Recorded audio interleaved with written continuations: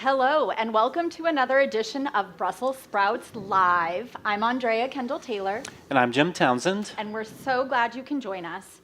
Today we are recording live from CNAS's annual conference in Washington, D.C., where we're very pleased to be joined by Tom Wright, who currently serves as Special Assistant to the President and Senior Director for Strategic Planning at the National Security Council. The theme of this year's CNAS conference is high stakes, and this is certainly an apt description of this current moment in transatlantic affairs.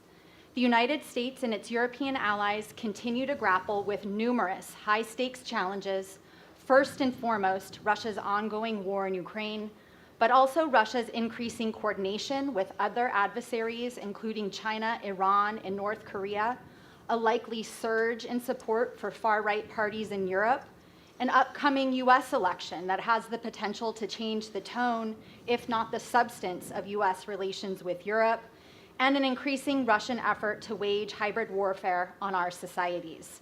Meanwhile, NATO is rapidly approaching its historic 75th anniversary summit in Washington, D.C. next month, where allies will need to find consensus on the way forward in an increasingly dangerous geopolitical environment. So these are all indeed very high stakes, and so we're glad to have Tom with us on Brussels Sprouts and at our annual conference today.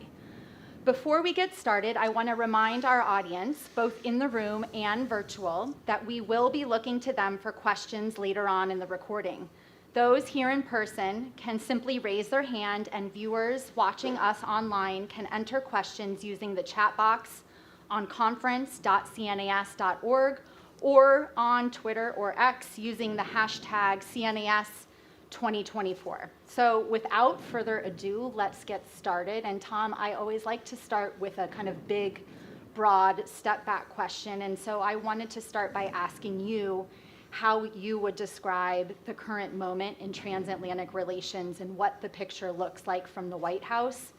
And I would have asked that question in any event, but it feels particularly salient or important to ask today on the 80th anniversary of D-Day, a day when war was again raging in Europe and you had authoritarian and fascist leaders on the march. There are obviously some uncomfortable parallels to where we are today, but I want to ask you, kind of when you step back and looking out from your perch right across the street, kind of what does the transatlantic relationship look like? Andrea, thank you, and Jim, thank you, and it's great to be back on the podcast. I think it's my first in a few years, so it's a real treat to be here. And you know, it's interesting. I think in terms of how things look, and also the upcoming summit. Obviously, there's it's an important anniversary, and there's a lot to look back on, and a lot to be proud of and celebrate. But I think as the president, regularly says, it is also sort of an inflection point when what's happening, around the world today, I think will have outsized effects on what happens over the next 10, 20, 30 years. And if Russia wins in Ukraine, which it won't, but if it did, and if Putin has succeeded early on and, the allies had not pushed back and supported Ukraine, that would have ushered in a very different world globally. We have technological changes which will be profoundly important, especially in AI, but also in quantum and other sort of areas will be profoundly important in terms of the decisions that are made this year, next year on investment, on rules of the road for some time to come.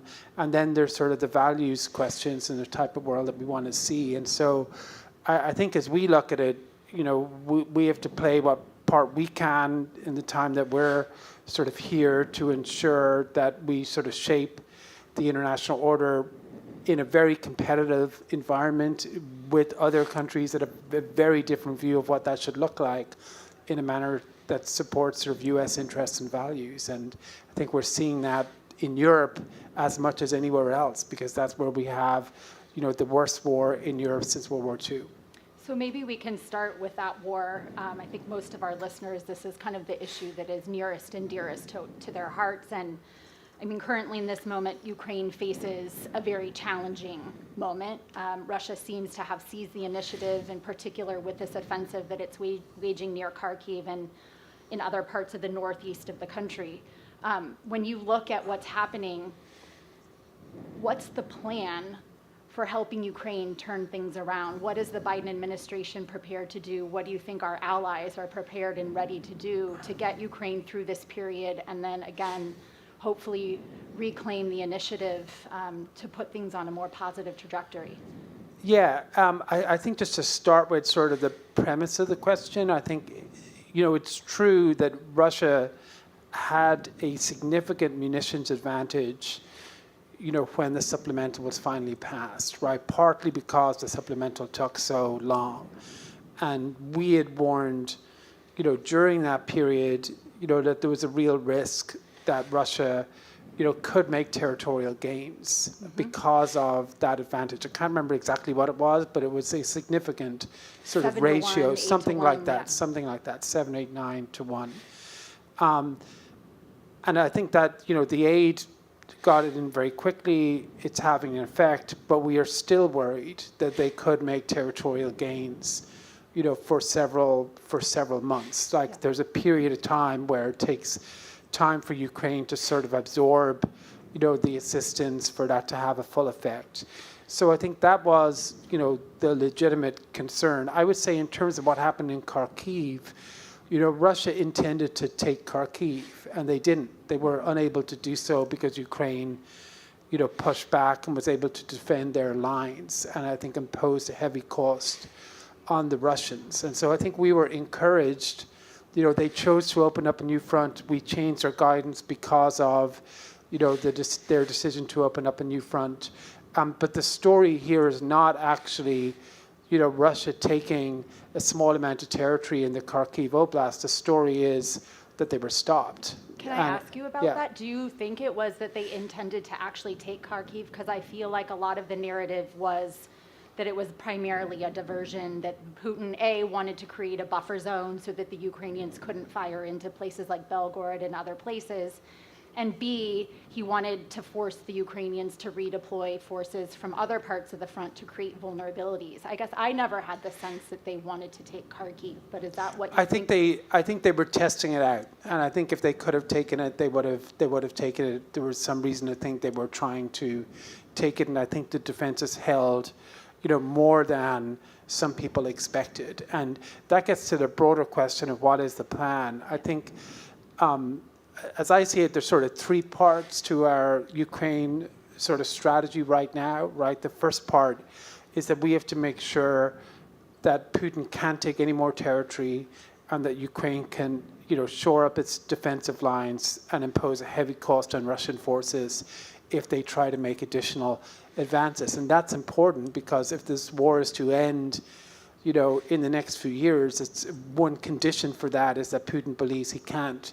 Not only, is it not sustainable what he's taken, but he has no hope of taking additional territory, right? And, so I think the Ukrainians began to do that a few months ago. I think there's still work to be done, but it's had an effect and it's been sort of successful. And I think, there was a period when I think that was a little tougher to sell because they were, because of the counteroffensive and they wanted to move forward.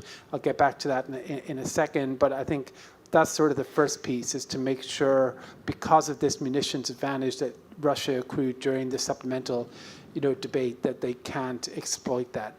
The second part is that we want to make sure that Ukrainians want to make sure they're not just sort of sitting back and responding to Russian offensives, right? They should be taking the initiative. They should be imposing a heavy cost on Russia. And we've seen that, I think, in the Black Sea, where they've had tremendous success, but also, in their ability to hold Russian forces and assets at risk. That's partly because of the long-range fires we've given them to range into Crimea, and partly because of their own indigenous capabilities that they're able to hold targets at risk, inside of Russia. But I think what that shows Putin is that they are basically, that Ukraine is on the front foot, if not, while they're defending the territorial lines, they are making progress elsewhere, and they're imposing a heavy cost on Russian forces. And then the final piece is I think we need to help build Ukraine's strength, military strength this year through a mixture of things, whether that's the mobilization they're doing, new systems like F-16s and other things that will be coming on stream at some point, hopefully this year, so that they will be in a position next year to be able to look at sort of retaking territory. Now, that's not to say they'll replay necessarily the counteroffensive of last year, but I think that's going to take a little bit of time, and I think we want them to be in a position to do that. Do you think, obviously this is the question that gets asked over and over, and any time in a conversation with European colleagues, what's the plan, what's the US thinking? And right now there seems to be a very big disconnect between Ukraine's stated goals and its own definition of victory, which, as at least in the public domain, is President Zelensky is sticking to the territorial, restoring the territorial sovereignty, bringing back all of Ukraine, restoring its full borders, including Crimea. There's a big disconnect between that goal, I think, and what the United States and Europe are willing and able to do for Ukraine. Is there any conversation now behind the scenes or even with allies about redefining what the goal is, and then if we can kind of all agree what the objective is, then we can more appropriately align our means with this agreed upon goal? Yeah, I would just a couple of responses to that. Firstly, I think there is in the broader sort of discourse sometimes belief that the problem is that Ukraine's ambitions of getting its territory back are too ambitious, and that is precluding an end to the war, because if they were to reduce that and give Russia part of the Donbass, or let's set Zaporizhzhia aside for a second, or but you could flip it and say our support isn't in line with what Ukraine's goals are. Okay, well, I'll get to that in a second, but I think that's one thing I hear pretty regularly. Yeah. And I think it's misleading, because the overwhelming obstacle to an end of the war, to state the obvious, is Russia, right? And it is, I don't even, I think what the Russians would accept for an end to the conflict is so excessive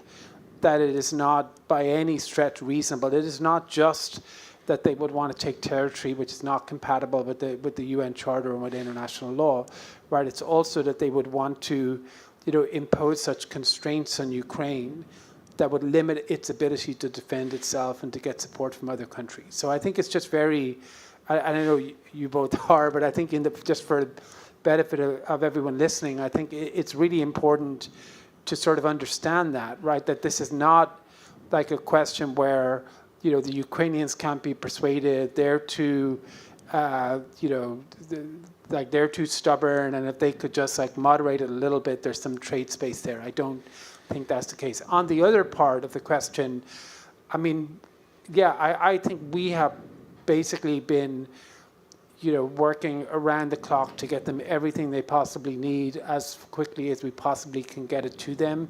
I would say that I know that there's a lot of focus on one or two systems, particularly one system, on ATACMS.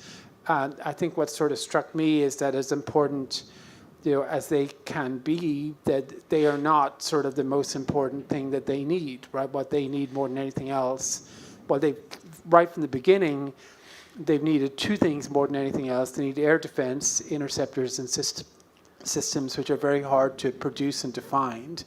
And they need munitions, like 155 munitions. And at one point, I think my boss, Jake Sullivan, said to the press that he spends half an hour every day thinking about 155 and where it comes from. And people, I think, thought that was an exaggeration, but it literally is not really an exaggeration. It varies a little bit depending on what, they need. But, we have daily or near daily meetings with him on Ukraine, where a lot of that is, where are these, critical munitions and systems that they need? And some of that is finding it from other countries or trying to squeeze it out of our defense industrial, base. And then there's been a huge effort on training and on lots of other sort of elements to it too. I think whenever you have a war like this, where you have a country fighting it that's getting assistance, there will always be sort of back and forth about, we need things faster and more.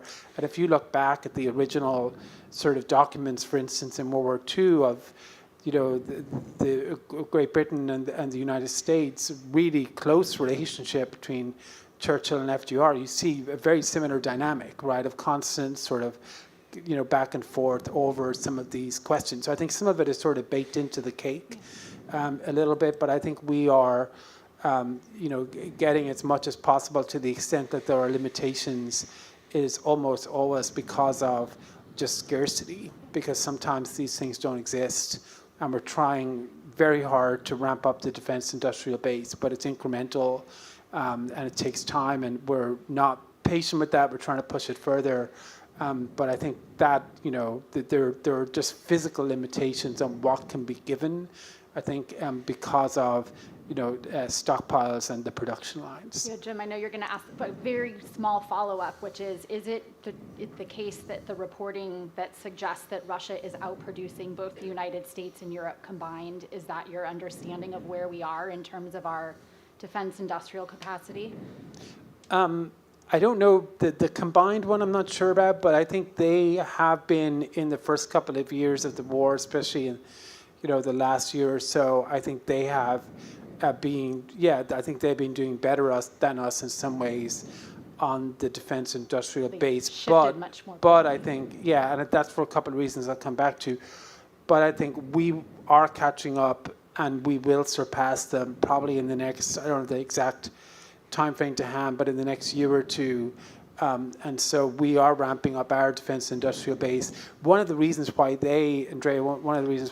think have had some success is because, there's a few reasons, but one is some of what they're producing is not particularly sort of, modern, sophisticated technology. It tends to be, if it's 152 rounds or something else, like they have a lot of latent sort of old Soviet manufacturing capacity that they were able to ramp up, whereas our sort of defense industrial base is both more technologically advanced, which, is not geared up to create 155, and also the war that's happening in Ukraine is fighting that war in a fundamentally different way than we would fight it. Like if the United States were fighting that war, there would be a lot of air power and all of the weapons that go with that. Whereas the U.S. Army would not be engaged with no sort of air supremacy in a artillery battle, across a bunch of tree lines like that. So the DIB does not sort of reflect, what Ukraine, like when this war started, there was a gap, I think, between what Ukraine needed and what the defense industrial base was producing. We are changing that to ramp up the artillery piece and other pieces that they need.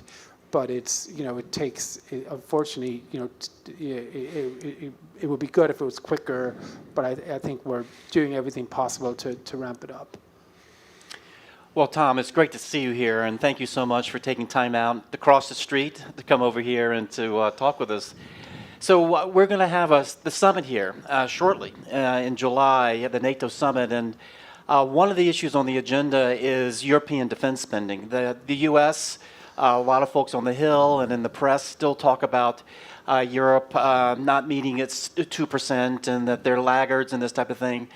But I think actually the story is not that when it comes to Ukraine. That in fact Europe is doing a lot, and in some areas more than we are in terms of monies being spent on various things. And so at the summit, that's going to, I would imagine, be a message that the Europeans need to say, but the U.S. needs to be supportive in terms of the European side of providing Ukraine the things that they need. And I was wondering if you wanted to comment on the European role and something that isn't probably as well appreciated outside of Europe in terms of what they're doing. Yeah, happy to. And I have some numbers here, so just in case I forget the specific ones. But I think we have seen really historic changes on burden sharing in the last few years, right? That are, really profound and important. And I think you've hit on one of the biggest ones, which is on support and assistance to Ukraine including security and sort of economic assistance, Europe is doing more than the United States, which is, I think, as it should be, but often was not in the past. And we're doing enormous amounts, but Europe is also doing enormous amounts as well. I think what we see in terms of the military assistance, to the extent that it is less than ours, it is often because they have less and because their capacity is going to take a bit longer to ramp up even than ours is, and they're working very hard on that. So I think that's remarkably impressive. More broadly, I think the burden sharing, discussion, at NATO is really one of saying that a lot more remains to be done, but enormous amounts have been accomplished, right? So if you look at the annual defense spending of all sort of NATO allies, all of America's allied countries in NATO, the difference between year one when the president came in and last year, 2023, the annual spending, I think, was up by $78 billion, right, a year for the allies collectively. And if you look at the period between the previous administration, between 2016 and 2020, that annual increase was, by the end, compared to the beginning, was $70 billion. So there's been a bigger increase, over 3 years than there were over the previous 4 in terms of annual. Now, everyone loves to talk about the 2% number.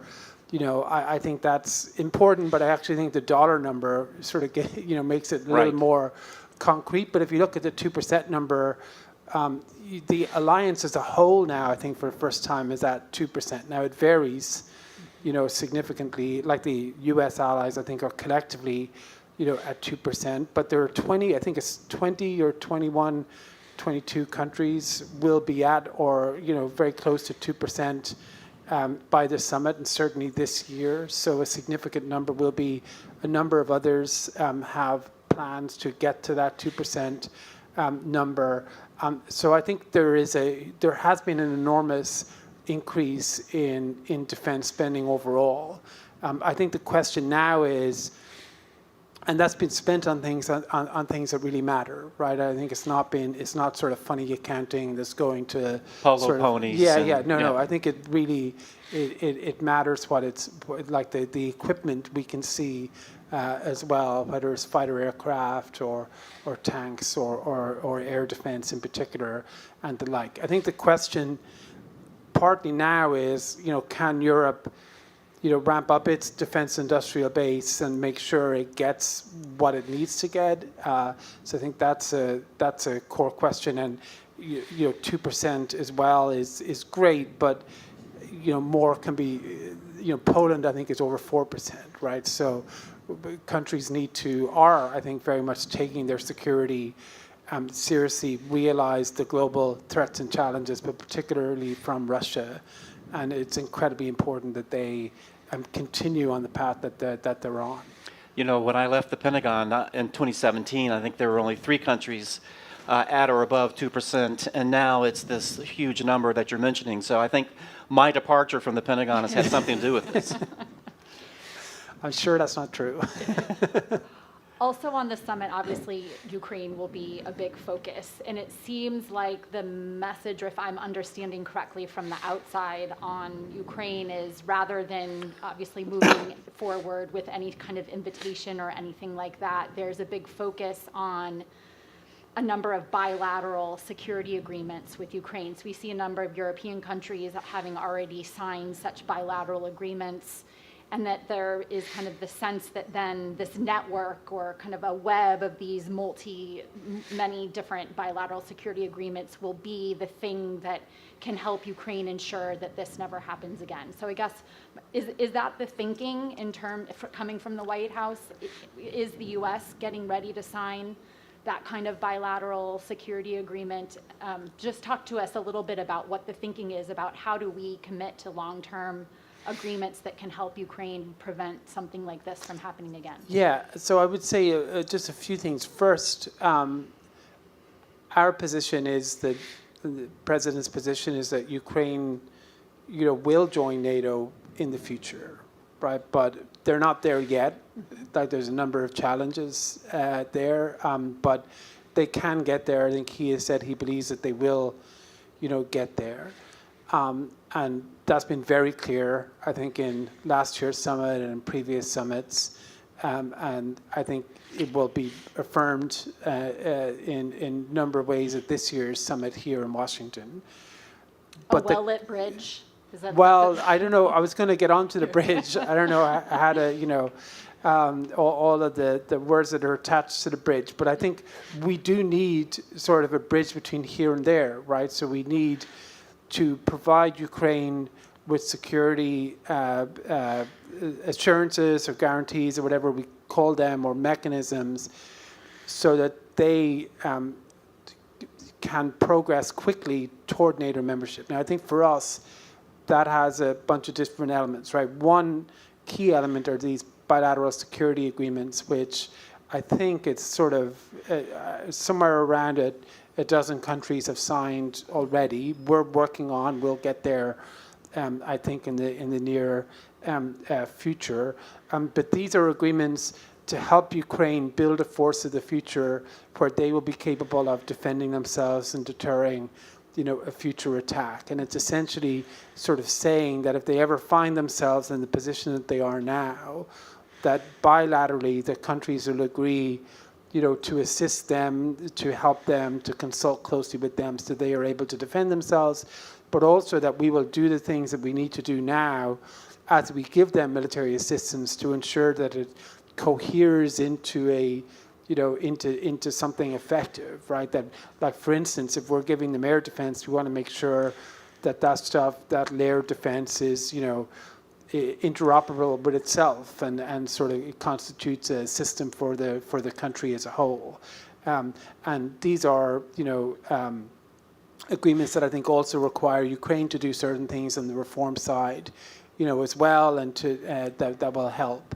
And that, I think, will be really important because it will, because when Ukraine does join NATO, that's not instead of Article 5. That will actually make Article 5 stronger, right? Article 5 is at its strongest when you have the external guarantee from allies, plus, a country that has an effective defense of its own. So you have multiple sort of vectors, supporting that deterrence. And there are other sort of components as well, obviously communique language, a role for sort of, NATO in sort of liaising with Ukraine on different elements to build a sort of force of the future. But I think but it's about sort of showing that there are concrete sort of things that we are doing today that will materially improve, Ukraine's ability to defend itself both now and into the future. Great. We'll take questions here in a second. So if you have questions, maybe start to put hands up. Could I ask a quick question? And Yeah. usually I save Raise this. your hand. I know I did. I was being polite because I'm in front of a live audience. But I was just thinking that I usually save this question for last. But because we're going to go to the audience, so you're one of us. You're part of the the blob on the outside, part of the think tank world, and so when you went into government, we were all proud and applauded, and it was a great thing. So what's your experience now? You've been in there a couple years, I think, because I've been counting, and I think it's a couple years. How has it felt? Is it what you thought it would be in terms of working the hours you're working, the issues you're working, the pressure? Is it exhilarating? Is it something that you want to run away from as fast as you can when you get an opportunity? Is it something? How does it feel? What is your feeling having worked there in the belly of the beast? Yeah, no, it's a great question. I've really appreciated it and enjoyed it, but I would sort of start out by saying, for me in particular, I think, Jim, I'm an immigrant here. Came here when I was 25 years old for grad school and became a U.S. citizen in 2017. And I think other people have done that before as well. But I think when you do that and you go into government here, I think it's a particularly special sort of privilege and honor to be able to do that and to be able to make a contribution, to the country you've chosen as your new home. We chose you. So, I don't know if you knew that. But. So I think it has. I've really enjoyed it, but also, just really being appreciative of the fact that it's an amazing country and system that lets someone who comes here from somewhere else have that opportunity. I would say more generally, my colleagues are amazing. Really the career sort of civil servants, foreign service officers, military officials, and others who populate the NSC, because as you know, most of the staff at the NSC are detailees from other departments and agencies, are just extraordinary public servants. And then I think the big issue is that obviously we have just an extraordinarily volatile international environment with two wars, neither directly involving us, obviously, but involving countries that we are helping, and very, very different conflicts. I think we saw Gaza, last week. I think it was the president's sort of speech about finding a pathway to end that, but both of them very, very difficult. And then there's all the other pieces, the Indo-Pacific and China, I think is sort of a historic deepening of alliances and partnerships in there in a really profound and important way. And then, of course, the major technological change that's happening. So what I mentioned starting out about it being an inflection point, maybe because it's my first time in government, I feel that, but I think the way the president describes it to me is exactly right, and I think I'm just grateful to be able to have the opportunity to try to help. We're glad you're there too. Thanks. Great. Do we have any questions from here in the room? I do have one from an online viewer. So we have a question from Perry Boyle, and he asks or says, "It was noted Ukraine needs air assets. Why won't the U.S. supply them? If we aren't supplying that, how can we say we are providing them with what they need?" Yeah, I mean, we are supplying quite a lot of air defense. I don't have the numbers to hand, but we are giving them a number of, a lot of different pieces, whether it's systems and interceptors, and finding that from elsewhere as well. I think he gets to a broader, important question, which is on readiness. I think that's often sort of bandied around.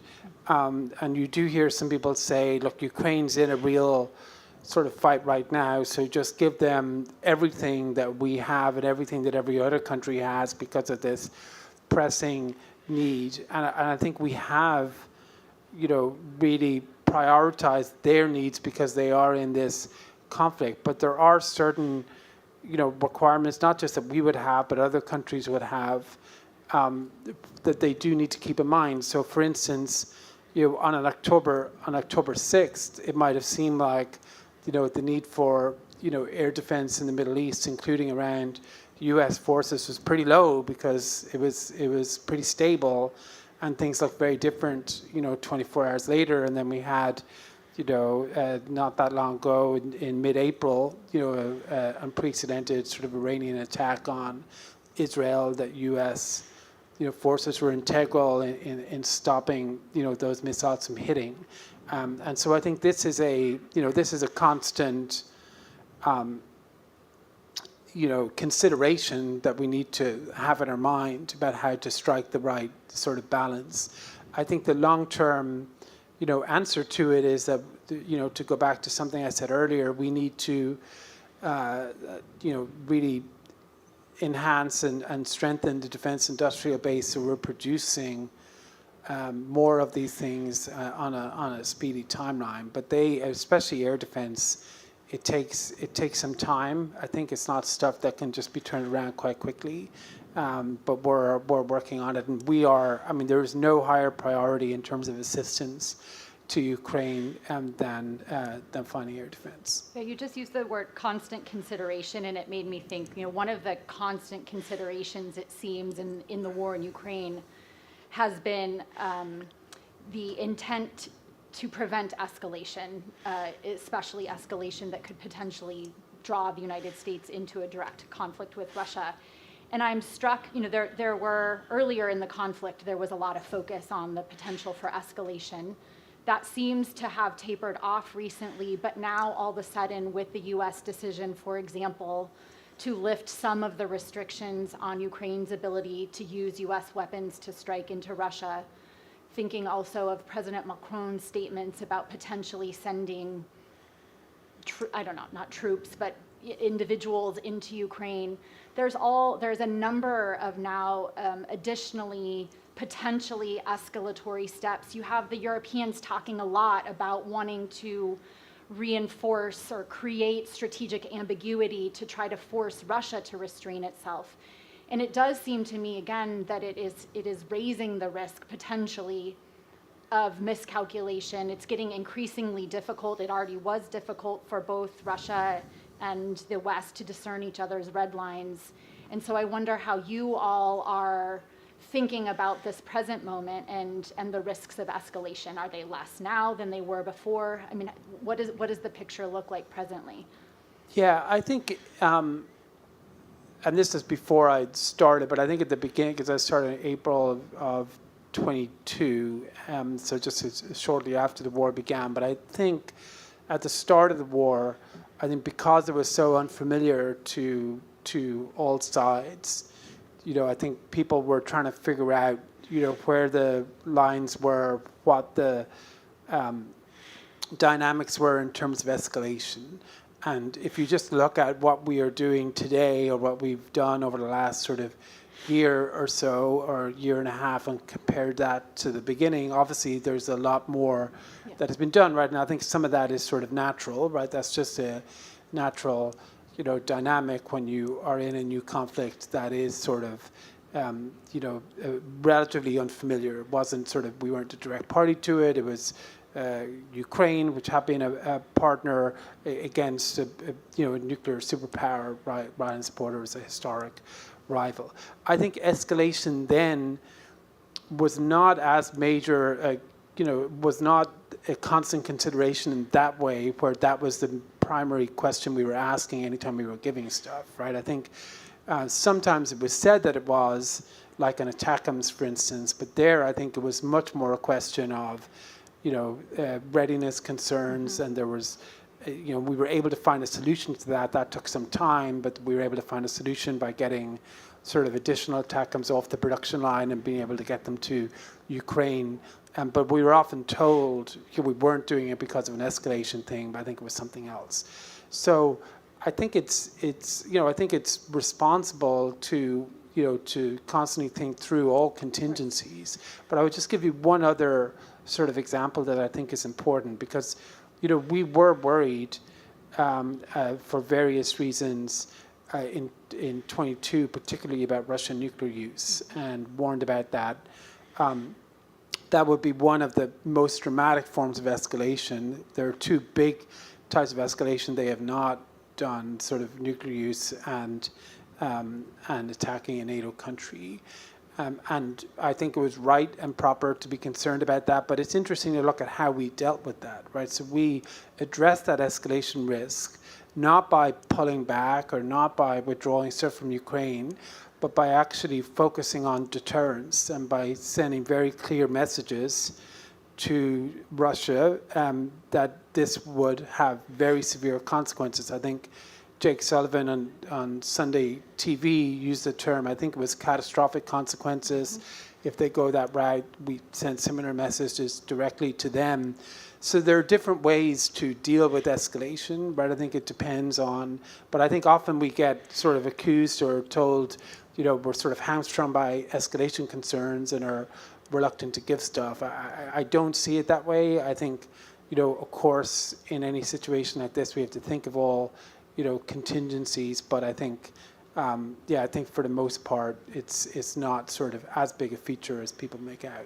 Yeah. Well, we have 2 minutes left. We haven't strayed very far from the Russia-Ukraine-NATO conversation. So in 2 minutes... Everything else? Everything else. But what do you expect to come out of the European elections? Oh boy, I have no idea. I also have left up my analytical hat when I changed positions, so I probably shouldn't. Opine. That gives you time for one more. Jim, last one. Anyone? Here, Jonathan. Very quickly.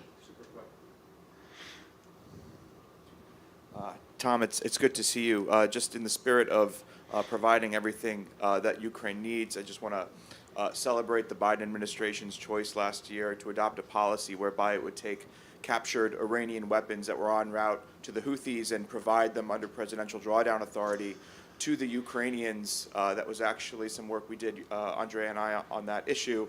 And in the spirit of wanting to do that and do that faster, I had noticed that the asset forfeiture process required to do that is quite time-consuming, but wanted to draw your attention to the fact that there is an amendment with the Rules Committee for the NDAA sent by Representative David Trone that would allow the president to treat these weapons already as U.S. stocks and make them subject to presidential drawdown. I just want to get your sense if the president would welcome that type. Houthi weapons? Or, sorry, which weapons? Iranian weapons that have been Iranian captured weapons. Right. by U.S. CENTCOM on the way to the Houthis in a way that then puts downward pressure, negative pressure on Iran as they try to pump the bellows of instability in the region, and then potentially creates some negative pressure between the Iran-Russia relationship, which we've seen grow as well, and then provides a capability much faster and more capable to the Ukrainians. Yeah, no, it's an interesting idea. Obviously, I'd have to look at it. I couldn't just give a gut answer here. But I think, just to pivot slightly off it, I think the Iranian-Russia piece, you were talking about how escalations happened over the last year and a half, or two and a half years almost. What we've seen from Iran and from North Korea, and in a very different way, I think more on the industrial-based side from China, I think is something that I know you've all here sort of worked very closely on. We spent a lot of time, working on too, and I think is sort of deeply, concerning, and and is something we're trying to counter. That was, you're right about that. The idea back then, I think, was a way to try to flip the script a little bit on it. But I think this will continue to be a problem, and not just for what they are giving to Russia. I think also what Russia is probably giving in exchange, which I think will have destabilizing effects more broadly. Yeah.